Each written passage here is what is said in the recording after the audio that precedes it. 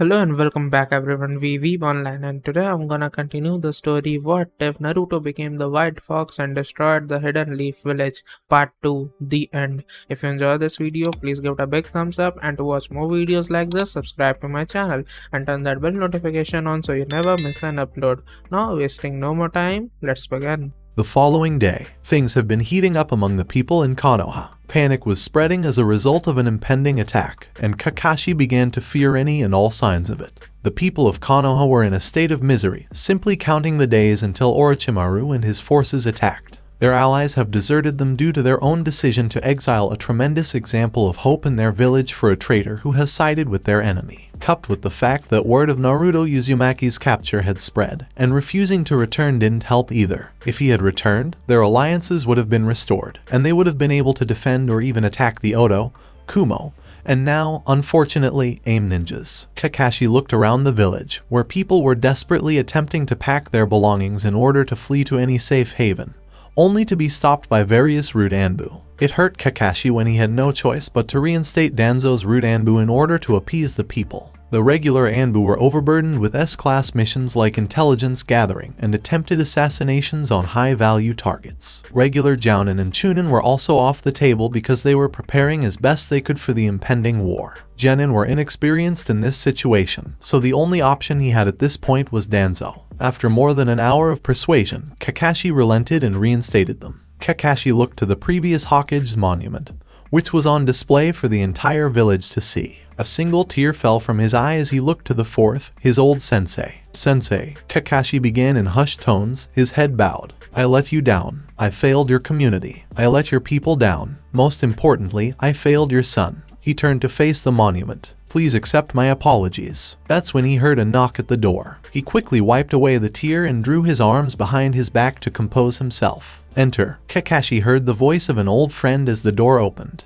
Wow, this is what happens when I leave for a few years. Kakashi turned faster than usual to see the legendary Sannin himself, Jiraiya. He stood there, arms crossed, a grin on his face, staring at the stunned Hokage. Jiraiya. Kakashi began in a perplexed tone. Jiraiya went in search of his blonde student after hearing about Naruto's exile all those years ago, but he had no luck. He even sent out his spy network to find the boy, but the same thing kept happening. It was almost as if Naruto had vanished. After a while, he learned that Tsunade had resigned as Hokage and had left Konoha. That's when Jiraiya went looking for her. It took him months to find a trail and even longer to catch up with her, but when he did, he discovered that she had once again drowned her guilt in alcohol and gambling. Jiraiya was saddened to see his friend revert to her old ways after she had finally moved on from the deaths of her brother and lover. He talked to her and tried to persuade her to return to Konoha to help fight for her home, only to be met with a punch in the face and her rebuke. All her pain, grief, and rage were directed at Jiraiya regarding the council, the elders, the people,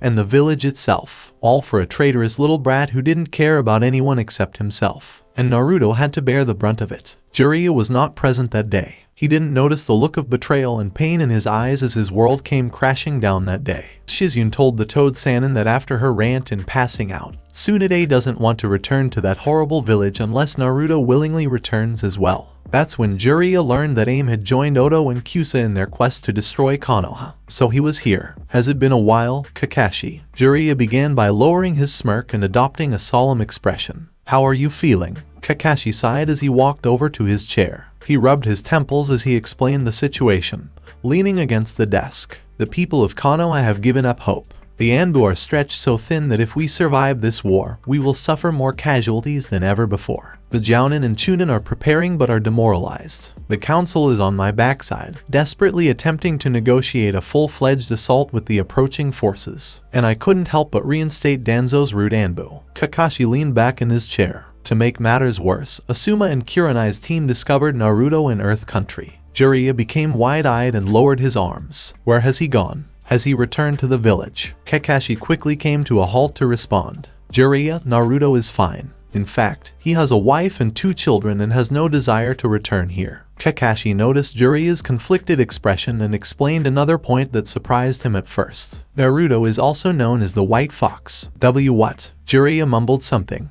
Naruto is the SS rank ninja, the White Fox, who is listed in the bingo book. Kakashi responded. He is the only reason Kyusa is still alive, and AIM is terrified of anything related to him. They would cower and flee at the mention of his name. And that's all there is to Naruto. Jiraiya's jaw dropped when he heard all of this. His former student's son was not only exiled and living with his own family, but he was also known as the infamous White Fox. How did all of this happen? How? The front gate. As the rude Anbu dispersed everyone from the gate, the two guards returned to watching any and all movements outside of the village. They had noticed the rude Anbu earlier while they were there and were sickened to think that those cretins could be brought back. It made their blood boil, but they knew the going was tougher than ever. They sighed in frustration and looked at each other before noticing a rustling sound not far away. They went on high alert right away, only to see a few rabbits scurrying out. They were able to relax for a brief moment before two figures appeared out of a red-flamed shunshin in front of them. What the hell happened? As one of the guards pulled out a kunai, he said. The other did as well, but when they saw who was in front of them, their caution turned to fear. The infamous White Fox stood there in a blood-red coat that reached his knees, black ninja cargo pants with a dark red undershirt, black ninja shoes, and his signature white mask. He was standing next to a woman. She dressed similarly to the White Fox, except her coat was a dark crimson color, matching her eyes. Her long, red hair was pulled back into a ponytail. They were both carrying swords on their backs. The White Fox with his signature Akai Akuma, which was said to be the soul of an actual demon and could only be wielded by someone with an evil soul. A short sword in a black sheath was carried by the woman. The handle was crimson in color, with a bright red guard. The two guards tensed up at the sight of the White Fox and could only hope he wasn't here to fight. The White Fox turned to face the two, shook his head slightly, and then turned to face the woman. "All right, let's go," he said to her, and she nodded. The two made their way to the door but were stopped when both men stood in front of them, ready to defend their home even if it meant their lives. The White Fox and the woman both came to a halt in front of the two. They could have thrown these two away like trash, but they wanted to wait until they got to the village. They wanted to instill some sense of security in the villagers before ripping it away completely. Instead of doing anything, the White Fox and the woman simply moved so quickly behind the two that they were knocked out with a quick chop to the back of the neck. "We could simply execute them all for their crimes against you," Kurama began. "Don't you know that?" Naruto smirked beneath his mask, a gesture Kurama recognized and returned. "I know." Naruto began to speak to her before they went inside. "But I'm not going to. At least not yet." They didn't get very far before being surrounded by 5 rude Anbu. The 5 tensed as they saw who they were seeing and braced themselves for a difficult battle. Naruto, on the other hand, simply glanced at the 5 and reached for the inside of his coat. He took out a bag and handed it to rude Anbu. The crowd from before had noticed the White Fox standing in front of the rude Anbu. They wondered, feared, and were intrigued as to why someone as well known as the White Fox was here. That's when he said something. "I'd like to speak with this man's leader." The bag was dropped by the White Fox and rolled over to one of the roots. This small group's leader took up the bag and opened it. He dropped it immediately, and everyone saw the head of a pale white rude Anbu roll out of it. The Anbu and civilians looked at the White Fox with terror in their eyes and bodies. "I'll only say this once and only once," the White Fox stated in a non-argumentative tone. "Where has Danzo gone?" The rude Anbu were stiff and on the verge of collapsing under the killing intent emanating from him. That's when a certain pink-haired teen emerged from the crowd and took a position behind the root. She was panting heavily and visibly surprised by who she was seeing. Naruto turned to face her before returning his gaze to the rude Anbu. "Tell Danzo to get his one-eyed $$ out of here before I get too impatient." In a dark tone, the White Fox said to them. One of the roots decided to go out and find Danzo-sama right away. While Root was gone, the crowd began to fill with faces that were all too familiar to Naruto. His old friends stood apart from him in the crowd. They were probably aware that he was White Fox by this point, so their hesitation was understandable. He observed them as they stood there taking it all in. What was Naruto doing here? Who was the man he returned the head to? Why did he want to speak with an elder council member? There are so many unanswered questions. Before they could approach him to ask him a question, the Hokage, Danzo, and the other elder council members appeared in a leaf shunshin. Naruto recognized his former sensei in the Hokage robes. He remembered wanting to be the one wearing it at one point in his life, but that was no longer the case. "I notice you're a little defensive there," Kakashi began, but was cut off by Danzo. Rude Anbu seized both of them. The rude Anbu rushed the two before anyone could stop them. As the small group reacted to Danzo's orders, Naruto and Kurama stood still. The Rookie 9 and Sakura stood by as the root prepared to kill their friend and that woman, ready to step in and assist. That wasn't necessary because the White Fox had moved so quickly and was now standing in front of Danzo with his sword drawn and bloodied. The The rude Anbu fell to the ground piece by piece, causing more than a few civilians to lose their lunch as they witnessed the heinousness of it all. Danzo was stunned to see this and stood firm, ready to use any method to get out of this mess cleanly. You already know where he is. Naruto began with the same dark tone. Who? Danzo asked, sweat dropping. The white fox suddenly grabbed Danzo by the throat and lifted him into the air with ease. Danzo began to choke and grab Naruto's arm. Kakashi took a step forward and placed a firm hand on his former student's shoulder. Naruto turned to face his former sensei. "I'm not sure why you've come here or what you're talking about." He clenched his fist even more tightly. "But not here. Not right now, Naruto." That last part he said quietly. Naruto turned to face him before returning his gaze to Danzo. The old man was still gasping for air, and Naruto was having none of it. "Then I'll just ask nicely one more time." He began by bringing Danzo closer to his masked face. "What the fuck did Orochimaru do with my kids?" When Kakashi heard this, he looked at the old man with shock and anger in his eyes. If this meant what he thought it meant, Danzo must be in some kind of communication with Orochimaru. "I'm not sure what you're talking about." Danzo managed to let out a gasp before being choked again. "Lie to me again, and you'll see for yourself why my blade is known as the Red Demon." Naruto addressed him. "Where is Orochimaru now?" He said it louder this time so that everyone could hear. The crowd and the ninjas all around heard this, and there were murmurs. Murmurs led to questions, which led to people asking those questions. Some are more outspoken than others. To silence the crowd, Naruto simply shot them all with a look and some killing intent. "I'm going to have to reintroduce this village to my wife if you don't tell me where his base is." He returned his gaze to Kurama, who was still standing among the dead rude Anbu, arms crossed. "And you certainly don't want her to do that." Danzo squeaked his way out. "And what exactly could she do to one of the elemental nation's most powerful villages?" Naruto dropped Danzo and returned his attention to her. He nodded, and she reciprocated. 9 large red tails emerged from her lower back and swirled around her. As the large tails began to grow in size, the entire crowd gasped in shock and fear. The woman was no longer visible, but a fox silhouette could be seen through the tails. Everyone, with the exception of Naruto, shrieked in terror as the tails completed their growth and separated from the body. There was the 9-tailed fox himself. Screams of terror rang out as people fled in terror from the monster that had nearly destroyed their home nearly 2 decades before. Kakashi was completely taken aback by what he was witnessing. He remembered the night of the Kyuubi attack and prayed that he would never have to witness such brutality again. Regrettably, he would now be known as the Hokage who allowed the Kyuubi to destroy Konoha. Danzo remained on the ground, but his gaze was fixed on the tailed beast in front of him. All of his planning, scheming, dirty tricks, and hidden agendas were all wiped out in an instant.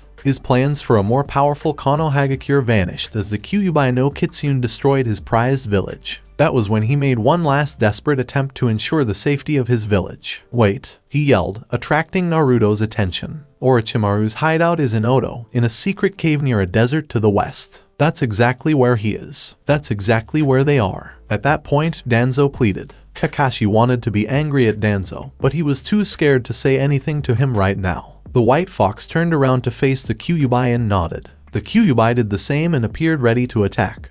But Kakashi made his voice heard once more. "Naruto." Naruto stopped Kurama and returned his attention to Kakashi when he heard his real name. He removed his fox mask to properly address the man who was once his sensei. "Don't do it. Whatever happened in the past, this is still your home. Is still your parents' place. Naruto, don't destroy your father's legacy." Hearing those words, Naruto raised an eyebrow. And who the hell was he back then? Where was he when I was being pursued by his village residents? Where was he when I was 3 and was kicked out of an orphanage and forced to live on the streets? Where was he when I was tortured, burned, stabbed, drowned, poisoned, cut, and even thrown off a few buildings? Kakashi, where the fuck was he, and why the fuck should I care about him? Because he was Minato Namikaze, the last member of the Namikaze family, the 4th Hokage, and the husband of the last Uzumaki, Kushina Uzumaki. Kakashi yelled, hoping that this would persuade Naruto to reconsider destroying the village and instead help in the war. Naruto's eyes widened when he learned this. When he looked up at the Hokage mountain, he saw the 4th standing there, looking towards the village. His hometown. He clenched his fist and gritted his teeth in rage at that point. Naruto's rage grew even stronger now that he knew who his father was and that he was the one he despised the most as a child. It didn't take him long as a child to realize that something was wrong when people said he was the reason the 4th died. Naruto didn't understand what they meant for a while until he snuck into a library and read about the 4th sacrifice to stop the Kyuubi. He was said to have sealed the Kyuubi within a baby at the time, but he didn't say which one. It didn't take Naruto long to realize that it had to be him. It only made sense that he was born on the same day as the Kyuubi's defeat. He despised the fourth for burdening him with this and causing the people of the village to view him in this manner. The discovery that the fourth was his father was the final straw. Naruto suppressed his rage and turned to face Kakashi. Kakashi believed that his strategy had worked, and that Naruto would want to preserve and save his legacy. Even Jiraiya, who was on top of a large building watching everything at the time, was optimistic about his student. He would make amends for the difficulties Naruto faced this time around and earn the forgiveness of his former student Minato. Naruto took a deep breath before turning to face Kurama. Her crimson eyes were filled with concern as she looked down at him. She was aware of Naruto's hatred and rage towards the fourth, and now his own father. She hoped her husband wouldn't crumble like this and willingly return to the village he vowed never to return to. When Naruto pointed to the Hokage's mountain, his worry turned to surprise, and then to a vicious glare. Kurama wasted no time in turning her gaze to the mountain and preparing her own attack. No, Naruto. The Kyuubi fired a beam of condensed energy directly at the fourth's head, and Kakashi and Jiraiya were too late. The beam passed through and continued on, destroying the fourth Hokage's head and everything in its path. It finally came to a halt, and a large explosion could be seen throughout the village. When they saw what had happened to the mountain, everyone screamed. At this point, everyone was terrified. No, Jiraiya exclaimed as he summoned Gamabunta. When he saw the Kyuubi standing in front of him, the large toad summons drew its blade. Jiraiya prepared himself for a difficult battle by standing on top of the toad's head. Naruto, do not force me to do this. Naruto smirked at another of his former teachers before nodding to Kurama. She nodded and returned to her human-like self. Kakashi and Jiraiya, as well as Danzo, who was taken aback by the Kyuubi's power, have all looked at the blonde with perplexed expressions. When the Kyuubi vanished, the Rookie 9 and Sakura all reappeared and saw Naruto standing there with the same woman as before. Naruto noticed them but said nothing as he returned his attention to Kakashi. This is your sole caution. He began with a dark tone that caused Gamabunta to visibly sweat drop. I'm coming back here after I annihilate Orochimaru, Sasuke, and anyone else who gets in my way. He reapplied his mask and unleashed an ungodly amount of killer intent on everyone in the village. And I'm going to burn this village down. Naruto and Kurama then exited the red-flamed Shunshin. The Kai came to a halt, causing Gamabunta to puff in smoke. It was felt by Kakashi, Jiraiya, the Rookie 9, and Sakura. Naruto wasn't the same as he used to be. This Naruto was not going to be their savior or hero, saving the village. No, he was no longer that. He was their demise. It didn't take long for news of the White Fox's visit to Oto to spread throughout Konoha. When it was revealed that the White Fox had the Kyuubi no Kitsune in his possession, word spread like wildfire. Except for the Hokage, Danzo, Jiraiya, and the Rookie 9 plus Sakura, no one in Konoha knew the truth. The villagers were in a panic, pleading with the Hokage to let them leave and take their chances outside the village. Kakashi needed to find a way to keep people's fear at bay, but he had none. He couldn't. How could he reassure the people when he couldn't even reclaim the one person on whom he had failed the most? His sensei would be turning in his grave at his former student's colossal failure to entice even one person back. He and the village both value this person. Kakashi knew these were dark days, but Naruto revealing that his wife is the Kyuubi no Kitsune and that she can transform to her full Biju form, combined with Naruto's assurance that he will burn the village to the ground, reduce these dark days to simple numbers. Numbers that will either result in Oto, Kumo, a name coming to destroy them, or Naruto returning with Kyuubi and annihilating the entire village before any of the three armies had a chance. Kakashi slumped in his chair, knowing that this was the end of the house his sensei had once called home. The village he swore to protect and serve at any cost, but this was too much for even him. He stood up from his chair and wiped a stray tear from his one good eye, which had tracked across his face because he wasn't wearing his mask at the time. The council requested an emergency meeting to discuss everything that had occurred the day before. Kakashi was well aware that this could only lead to disaster, along with Naruto and Kurama. It only took them a day to cross the border into Otagakure. Even when the border patrol circled the two, they showed no interest. The border nin were mostly Oto, with a few Kumo and only 2 AIM. The 2 AIM nin froze in fear at the sight of the White Fox before fleeing back into Otagakure. Nice move. The woman standing next to the White Fox spoke up and smiled at the remaining ninja. The two were charged after the remaining ninja decided to stay. Not a good plan. Boruto and Akira are present. Since they awoke here, the brother and sister duo had been tied up back to back. They were in a cell in a dimly lit room with only bars as an entrance and exit. Apart from being a little hungry, the two didn't appear to be hurt or injured in any way. Boruto searched the earthy room for anything that could help him and Akira get out of this mess. He had nothing so far. "This stinks," he said aloud. "Oni-san," Akira began, his voice low and strained. "Are you all right, Akira?" Boruto inquired, worried about his sister. "My eyes are hurting." She said this as she closed her eyes to block out the pain. Akira winced in pain and opened her eyes before Boruto could say anything to reassure her. They were a deep purple all over with a pitch-black pupil in the center of each eye. Her hair began to react violently as it swirled around her and Boruto, crushing the chains that held them both. Boruto took a step back as his sister began to sprout fox ears from her head. They were a light purple color, and her hair had begun to change to match. A long fox tail began to sprout from the base of her spine. The tail was quite long, easily wrapping around her petite frame, and the same color as her new hair. Her whisker marks furrowed and her nails grew to a ferocious length. Chakra was swirling around her, a dark red chakra in the shape of a fox on fire,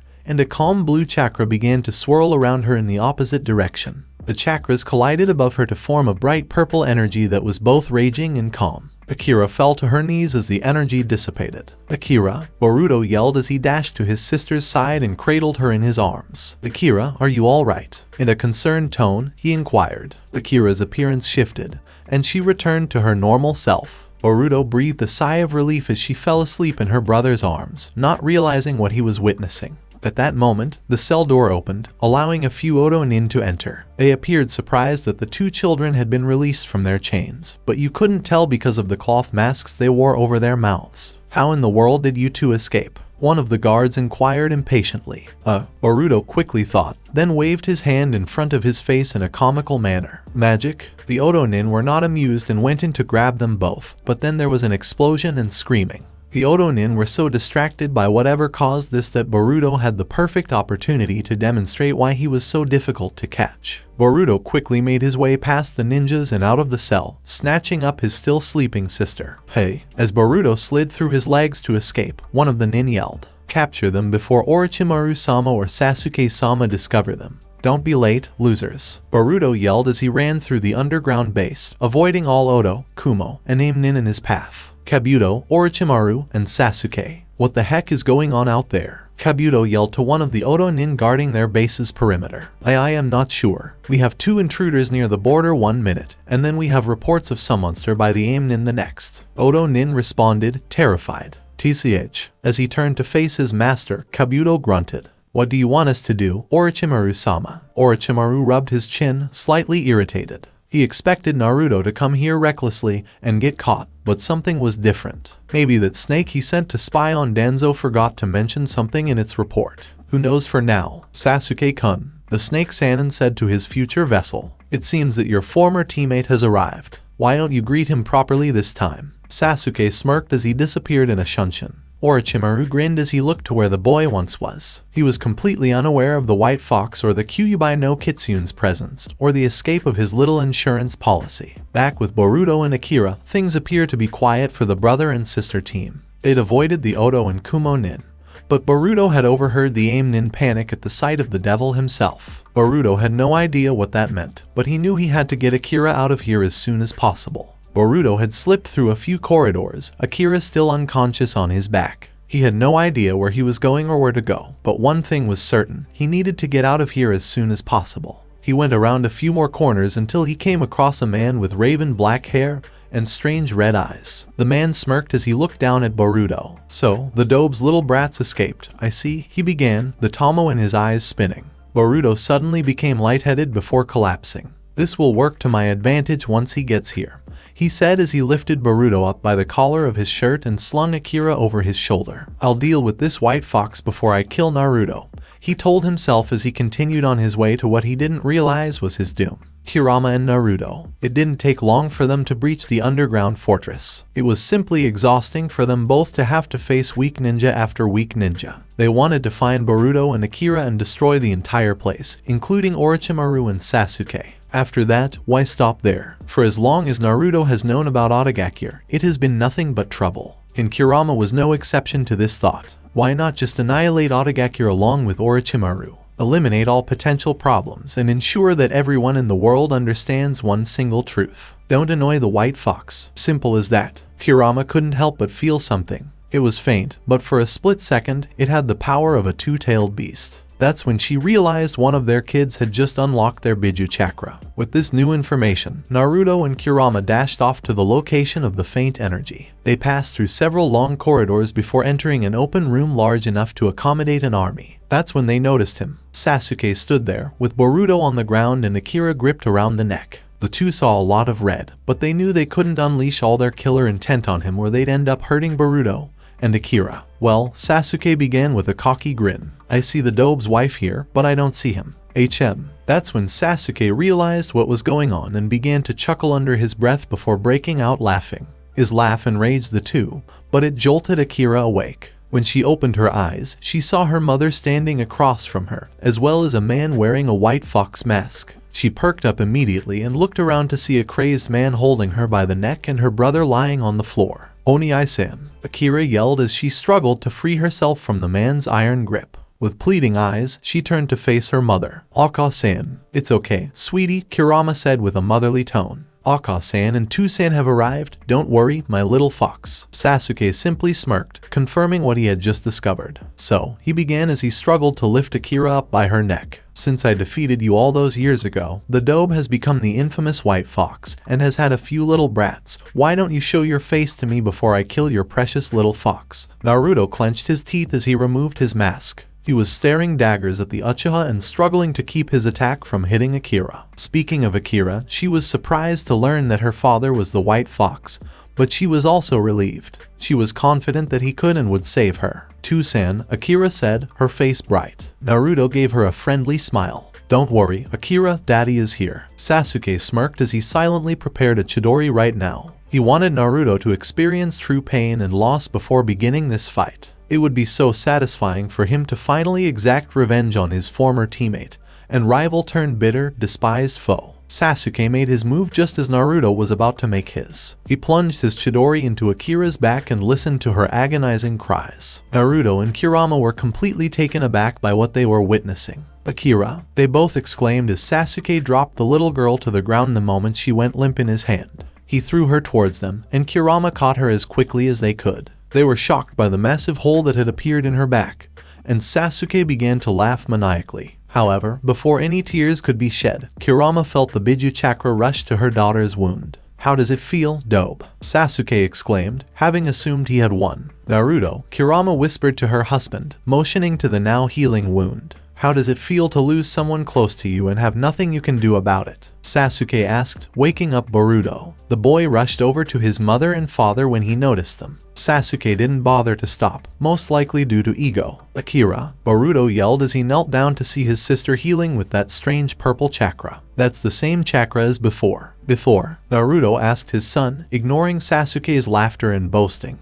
who couldn't see that Akira was healing herself. "Yeah," she said, her eyes hurt while we were tied up, then she just freaked out on me, Boruto explained. Her Biju energy, Kurama began, capturing Naruto's attention. During that time of great stress, Akira's Biju energy must have been activated. That she has a tailed beast inside her, Naruto concluded his wife's statement. "Yes," Kurama replied, nodding and smiling. "She'll be fine. Take care of your old teammate, Naruto, and wreak havoc this time." Naruto smiled and nodded before turning to face his son. "Boruto, stay with your mother and sister," he said as he stood up and faced Sasuke with his sword drawn. "I'll put an end to this in an instant." Naruto looked at Sasuke with a sinister expression on his face. A look that Sasuke didn't think Naruto, of all people, could pull off. The blonde smirked at the last Uchiha, a devilish smirk. A smirk that made Sasuke's spine tingle. Naruto stretched a few times before walking slowly and methodically over to the now terrified Sasuke. In turn, the Uchiha assumed that this was just grief and rage over his old rival killing his daughter. Unfortunately for him, Naruto was more or less delighted rather than angry. This would be the final fight between the two. It was the last time anyone saw the Uchiha.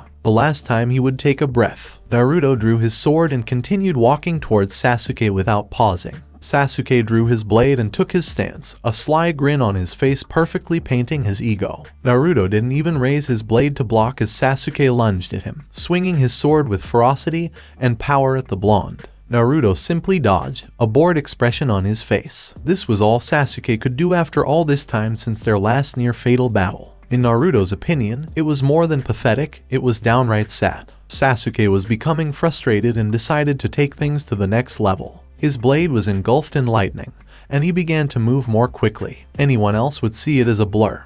But Naruto saw Sasuke go from the speed of an old man to the speed of a child swinging a stick around. Pathetic, Naruto almost felt sorry for him as he lazily dodged all of Sasuke's strikes. When he saw Naruto take a step forward, Sasuke took a step back and landed on the other side of the room. His thoughts were completely perplexed as to how the dobe obtained such power. He deserved this power and would go to any length to obtain it. He activated his Sharingan and took a stance, only to realize Naruto had vanished. He looked around before a fist connected with the left side of his jaw, sending him flying to the opposite end of the room. Sasuke caught himself in midair and was met with a knee to the chin, which launched him into the air for a brief moment. As Naruto appeared in front of Sasuke and kicked him back down to the ground with enough force to leave a fairly large crater, Sasuke tried and failed to catch himself. Naruto lowered his sword, aiming to finish off Uchiha, only to be met by his second curse mark form. Naruto dodged Sasuke's attacks and had to block the Uchiha's even more ferocious attacks. This piqued Naruto's interest a little more, but not by much. He hasn't been this bored in a fight since the war, when he slaughtered those aimed in.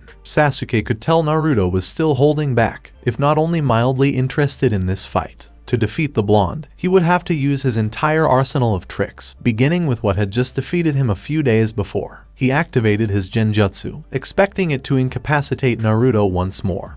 But this time Naruto smirked at his folly. He raised his blade to Sasuke, and the Uchiha noticed the glowing red blade and the blood-red eyes that were glowing and moving around. My blade and the demon within it aren't particularly impressed with your genjutsu skills, Sasuke. Naruto began as he approached the stunned Uchiha. Akai Akuma is a demonic blade that feeds on negative energy and blood. Your negative energy, anger, doubt, frustration, and fear has been very good to him.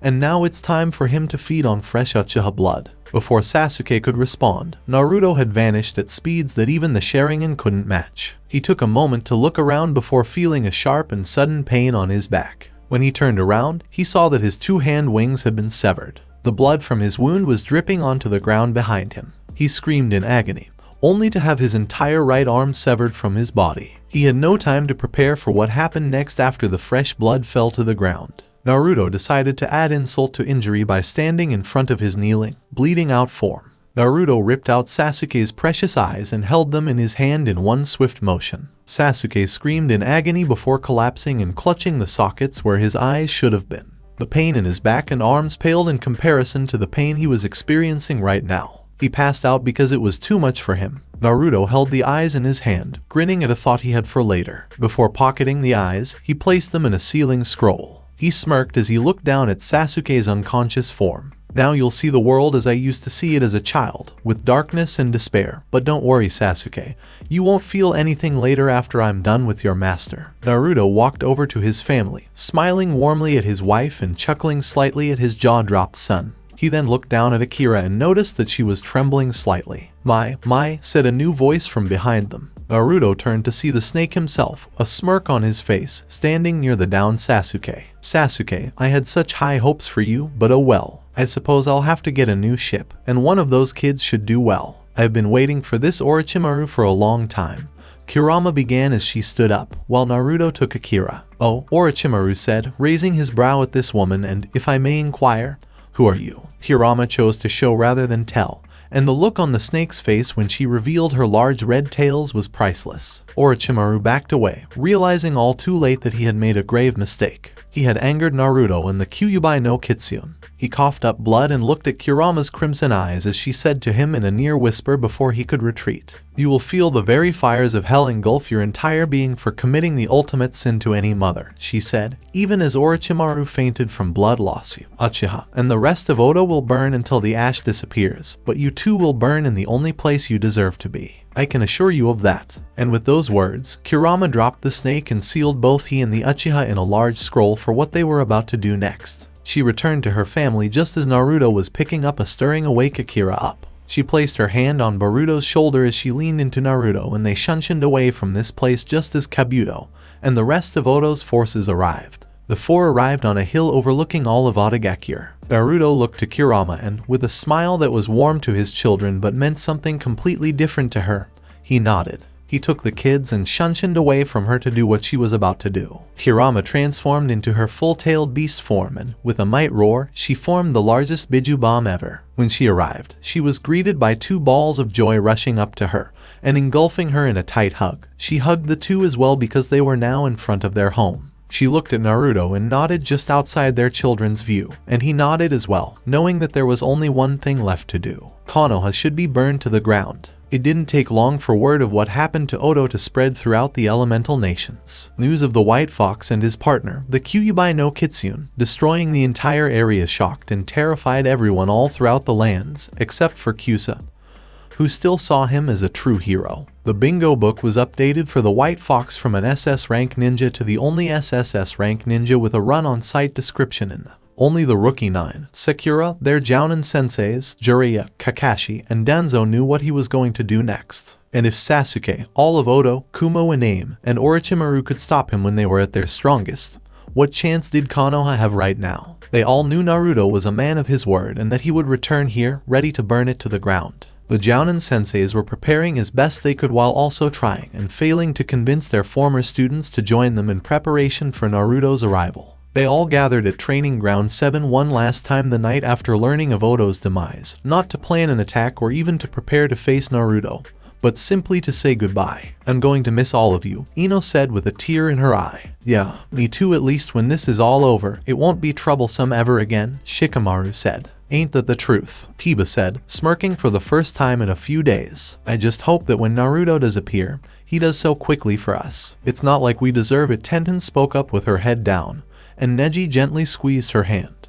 "We'll be there together, I guarantee it." He said this to her, looking her in the eyes. Wow, and here I thought a guy like Neji didn't actually love anyone. A new yet familiar voice interrupted their thoughts, and they all turned to see, to their surprise and near horror, Naruto Uzumaki standing with his wife next to him. It's been a while, hasn't it? They were all tense, terrified at why he was here in front of them, and thanks to Shikamaru, he had already deduced that the woman was indeed the Kyuubi in a sort of human form, which made them even more terrified. They all took a step back as Naruto tilted his head and raised an eyebrow. "You all seem defensive for some reason," he began. "You all can calm down. If I wanted all of you dead, I would have just done it by now." This elicited a small reaction, as most of them relaxed a little but remained shaken and tense. "I only came here to warn all of you to leave Konoha before noon tomorrow." They all went wide-eyed at what he said, and a flurry of questions were asked or shouted. Naruto didn't bother to answer the meaningless ones, instead answering the most frequently asked, "Why? Why them? I'm telling you all this not out of friendship or anything, but because my wife convinced me to," Naruto explained to them as Kurama stood next to him. "She persuaded me that not everyone in this village deserves what they're getting." They all tensed as he spoke, but something wasn't quite right. Why was he warning them at this particular time? Why would he give them this information ahead of time if he wasn't doing it as a favor? They had a lot of questions, but Naruto was not in the mood to answer them. He turned to walk away with Kurama, but was stopped by a certain lavender-haired girl. "Naruto-kun, wait," Hinata exclaimed as she approached the now stopped Naruto. Kurama was well aware of what was about to occur. Unlike Naruto in his youth, she recognized the Hyuga girl's crush on her blonde vessel. She knew this girl couldn't live without her beloved Naruto-kun. Her dream was to be with him and marry him, only to have that dream shattered into a million pieces by Kurama. Hinata's dream was stolen by the Kyuubi no Kitsune, and she would do anything to reclaim it. "Anything, Hinata," Naruto said before turning to face the motionless girl. He looked at her with a stern yet soft look in his eyes that she didn't recognize as the monster or demon that everyone had previously referred to him as. But he was going to say something she didn't want to hear as a man. Naruto addressed her after taking a deep breath. "I'm sorry, Hinata, but we can't. I can't be with you because my heart belongs to Kurama, my wife, my love." He extended his hand to the demoness, who took it gently. "I'm sorry, but this is where my heart is. She and my children are the most important things in my life. Goodbye, Hinata." And Naruto, she stuttered as tears streamed down her cheeks. I know," he began to say to her, "but I can't return that love the way you want me to. All I can give you is to go and live. For me." Naruto and Kurama vanished in a red-flamed shunshin before anyone could say anything, leaving behind her a sobbing Hinata and an equally distraught group. 11:50 am the following day. Kakashi sat in his chair inside his house, looking out the window at the rest of the village. When word reached Oto, he realized that Konoha's days were numbered. Not by an army or a powerful alliance, but by a single person. Kakashi had tried and failed to help this person all those years ago. A person who had every right to want Konoha to be the same crater-sized hole as Otogakure. Uzumaki Naruto, he was returning, and he was going to fulfill his promise. Konoha should be burned to the ground. Kakashi knew he was a man of his word, and he knew this was the end. Especially after receiving a letter from someone in an obvious henge informing him that the village would be gone by noon tomorrow. Of course, Kakashi brought this to the council and received the response he expected.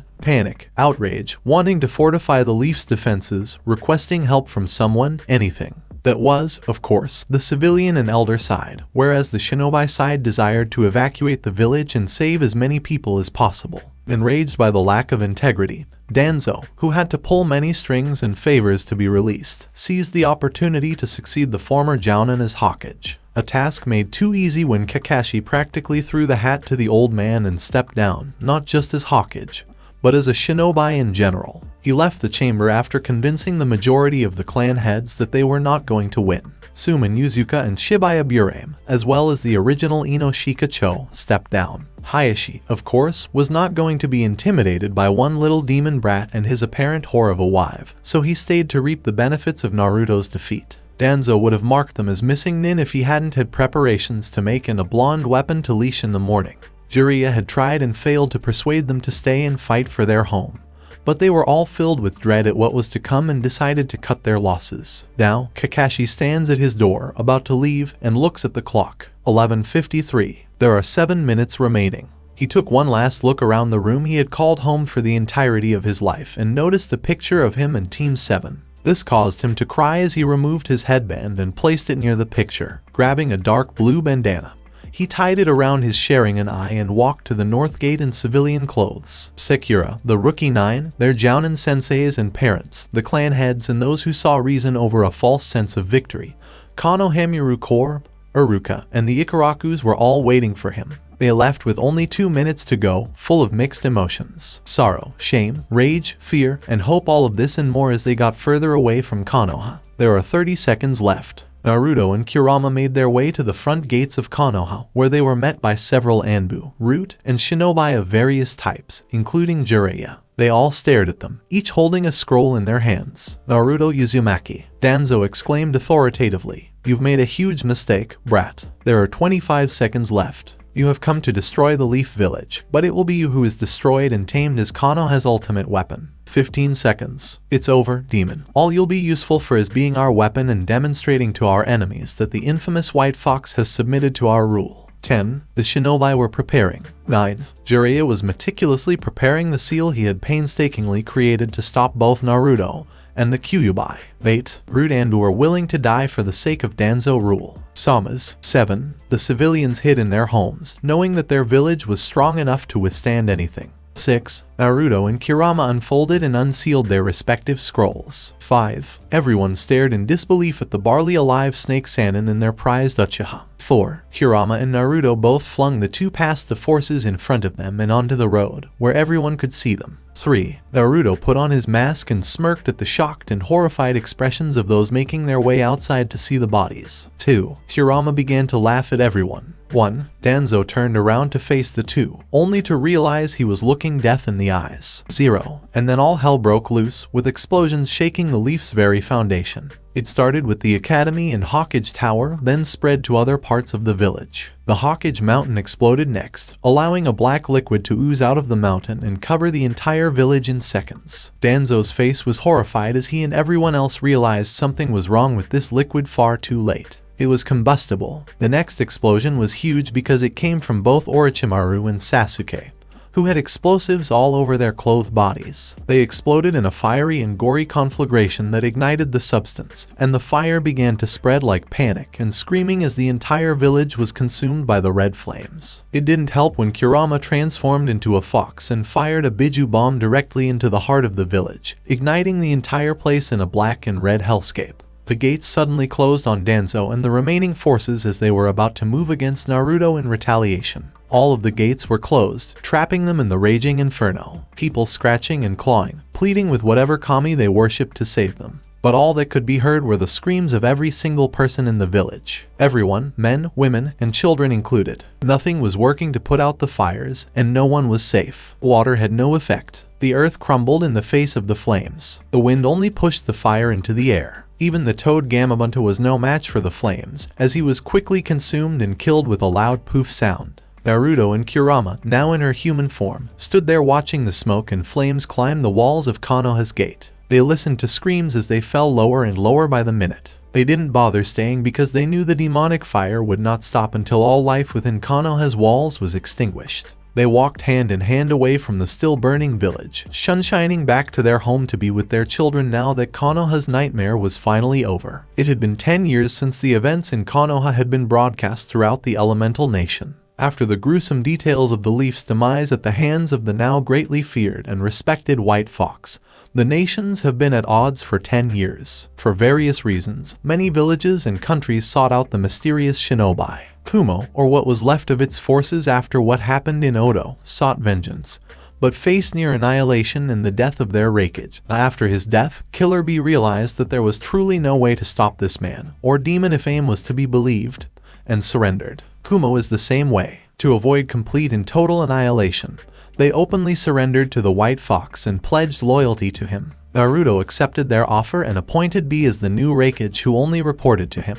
Yujito also responded to him and helped Bee keep Kumo in the good graces of the White Fox. Hyusa wanted to know why he did what he did. True, they saw him as their own hero, but they were curious about the truth. Naruto removed his mask and told them everything as himself, and to say they were shocked would be an understatement. After much deliberation, everyone in Kyusa saw their savior as a hero who not only defeated AIM, but also wiped out all of Odo and Konoha within a week. AIM was terrified of the White Fox and hoped that they would not attract his attention in any way. They lost nearly half of their forces when he erased Otogakure from the map and then learned what he did to Konoha only a week later. They cut off all trade to any locations associated with their own personal version of Yami himself, hoping he would leave them alone. Even Konan and Pain, who had no idea who the White Fox was at the time, were wary of his arrival. Speaking of Pain and Konan, the Akatsuki had begun to move against the demon containers after the destruction of both Odo and Konoha. They had remained silent since Naruto Uzumaki's location had been lost to everyone when he was banished all those years ago. With the destruction of Konoha, they all began to piece together the puzzle and realized that the White Fox might know where the Kyuubi container was. The Akatsuki members all went in search of the White Fox and discovered him on his way to Iwagakure for some reason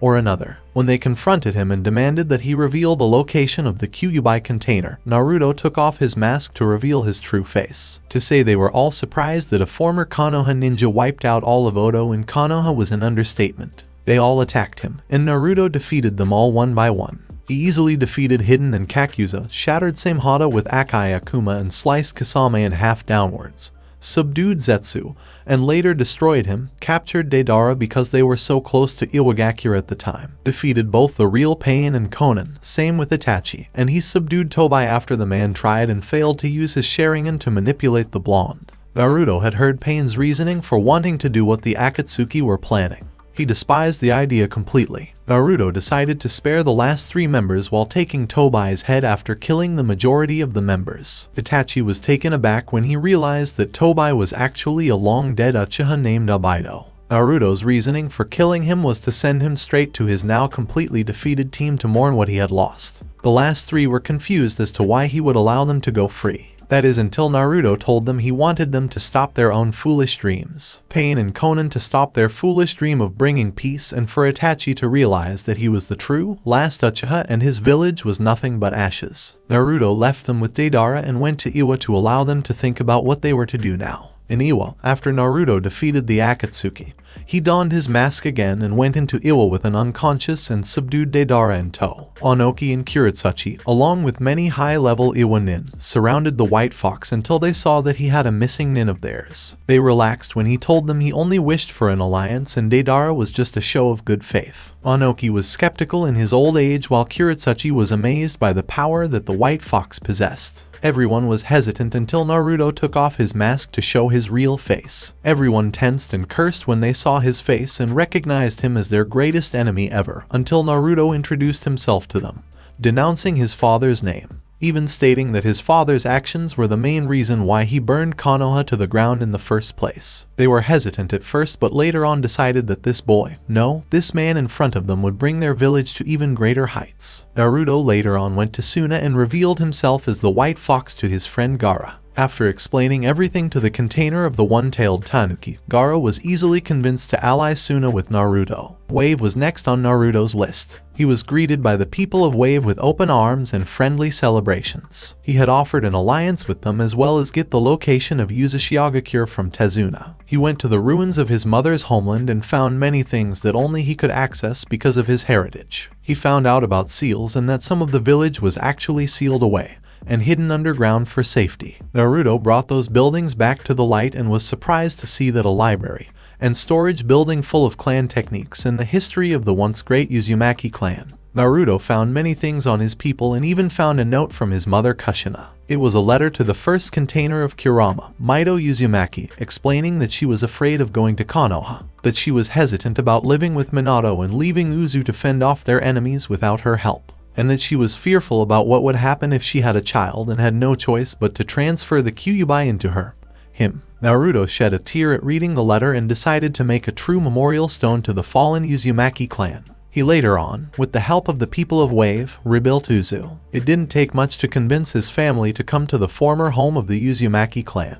After Naruto had successfully restored Uzushiagakure, word had spread about it all. Many loyal Uchiha warriors had returned to see if the rumors were indeed true or not. They were pleasantly surprised to see that it was that and Uzumaki had restored it. They instantly saw Naruto as their leader and even wanted to make him the Uzukage of the village. Naruto refused the offer at first, stating that he only wanted to live his days with his family and among his homeland, but after some convincing from his family, he accepted the position. Everyone from the small village in Earth Country migrated to their saver and moved into Uzu, causing a massive boom in the population. It was good for both Boruto and Akira to see some familiar faces after what had happened to them in Odo. Speaking of Akira and Boruto, both Kurama, Naruto, and even a few of the ninja who were loyal to the Uzumaki clan had started to train them and many others at the newly built Uzu Ninja Academy. Many children were learning about the ways of a ninja, history of the ninja, and many techniques as well, such as Fuinjutsu. True, none of the kids were at the level both Boruto and Akira were at, since they were actual Uzumakis with a natural understanding of Fuinjutsu. But that didn't mean everyone else was slacking off either. The two had grown since Odo. Akira had learned that her Biju was a small, three-tailed and purple fox with pure white eyes. This Biju was still growing inside of her as the years went on and now is at 5 tails as of right now. Akira could feel the power of her Biju, which was named Yuki because of her eyes, every time she would call for it. Yuki was surprisingly docile and kind to her container, and was most helpful in teaching her many things outside of the academy. Not to be outdone by his sister, Boruto had stepped up in his training. He was still the knuckle-headed and quick-witted kid he always was, but he was one of the top ninja within the academy. He learned many things, including Kenjutsu from his teachers and father, Fuinjutsu from the family storage vault since he took a very keen interest in the art of sealing, and surprisingly enough Genjutsu from his mother. He became one of the best seal masters in Uzu in such a short amount of time that it came as no surprise that he would reach Chunin easily along with his sister. And just think of the horrible way he and Akira would have been treated if Naruto had went back to Konoha. The remaining remnants of Konoha that Naruto spared were doing well now for the most part. The Ikarakus had set up shop within Kyusa and were welcomed by many when they informed the people that they were among the ones loyal to Naruto. They were given permission to live in Kyusa and continue serving their famous ramen to the people. The original Ino Shikacho were among the few that retired from the shinobi life, along with Shiki Abure, Suma and his wife Kurenai, who now had a son, and surprisingly enough Guy, since his eternal rival had done so before the destruction of Konoha. They had decided to live their lives in peace and were in various areas around the elemental nation. Asuma and Kurenai along with their son had moved to the Land of Spring along with the Konoha Corp, who later on became bodyguards for the daimyo herself. The original Ino Shikacho and their wives had stayed together with what's left of their clan, and went to North Water Country. Shikiaburame and his clan along with Shino decided to head to Tanagakure and rebuild there. Uruka had decided to try his hand at being an instructor at Suna. He was welcomed there in good graces since he was also one of Naruto's precious people. Guy and Kakashi had decided to open up a taijutsu school out in a small village not too far from Takagakure. It's a good thing that Kakashi dropped the mask, wore a bandana around his Sharingan eye, and changed his hair color to black to draw in less attention. Guy changed his wardrobe but still went on about youth. The last of the Konoha 12 stayed ninja to better themselves not just as ninja but as people. Sekura had found her old sensei Tsunade along with Shizune out in Shimagakure where she convinced the broken woman to help the people in medicine. Sekura is now a full-time medic that only does ninja work on the side as she helps wherever she is. The current Ino Shikacho trio had stayed together as well as become ninja and Kumo under Killer Bee. They have become a very powerful team for the still broken village and have been steadily building up a reputation for voluntarily doing grunt work to fix the problems of the village. Lee, after leaving Guy Sensei on good terms, traveled to Kirigakure to work hard to live up to the new chance at life Naruto had given him. Neji and Tenten had stayed together and moved out to the village of Yugakure to raise their own children while also teaching at the academy there. Kiba had stuck with his clan and they all became travelers seeking out a refuge to the west that used to house their clan long ago. From what most people can say, the Inuzuka clan was rebuilding and thriving in the chaos of the west. It took a long while for Hinata to see that her crush, her love, her dream was now taken away from her, never to be reached ever again. After a few months of self-grieving, Hinata decided to honor Naruto's last words in living her life for him. She stayed with the Hyuga clan and they all left for South Water Country. It was a good way to restart their lives, and even with the death of their father, Hinata and Hanabi mourned the man he was and then started to rebuild the Hyuga clan to the greatness it once was. The last three members of the Akatsuki had split up, or at least Itachi had. The true last Uchiha had decided to do things for himself and his clan's survival. He moved around until he came across Uzushiagakure's reconstruction. He ran into Naruto again and pledged his loyalty to the Uzukage on the spot, almost begging for his forgiveness. Naruto accepted this, but warned Itachi that the road to true redemption would be difficult and arduous. Itachi took those words to heart and hasn't looked back since. Konan and Pain had abandoned aim with the sickly Nagato and simply traveled around the elemental nation, helping people whenever they could and starting over as instructed. Nagato had no ill will toward Naruto or what the blonde had done to his peace plans, but he regretted not properly thanking the man for giving him a second chance. The three would travel together for the rest of their lives. Naruto was currently sifting through paperwork at his desk in the Uzukage's office. With all of their various alliances and trading, the village had been thriving. When word got out that Uzu was back, many people came seeking help on missions one after the other, indicating that they were also financially stable. Naruto sighed as he finished stamping the last of his paperwork and leaned back in his chair. Finally finished, he thought to himself as he gazed out the window at his mother's village. "I know you would have been very proud, Mom." Two jounin and a tall purple fox with 6 tails appeared in the office via Shunshin before he could leave for the day. Boruto, who had grown taller and was dressed in a standard Uzu headband, black cargo pants, an orange coat over a black shirt, and Akira, who was dressed in an orange and red battle kimono with the Uzumaki swirl on the back, stood before their father. Boruto said to his father, "Hey Aru-san," as Akira laughed at her brother's antics. "Mom just called to say she's preparing dinner and asked us to remind you that it's your favorite." Naruto stood up quickly, a glimmer in his eyes at the thought of that ramen in his mouth. "Well, what are we waiting for? Let's go," he exclaimed, making both his children and the tall fox Biju laugh. They all exited through the front door, leaving the office behind. It was a lovely day in the village, but inside Naruto's office, just hanging on the wall next to the window overlooking the village, was the source of all this change. The only thing that will exist as long as ninja exist and evil returns to disturb the peace. And that thing was the white fox mask. Its legacy and bloody reputation will be remembered and feared regardless of how much time has passed. The white fox will be remembered forever. This was the end of this movie. If you wanna watch more movies like this, subscribe to my channel. Till then, we Weeb offline.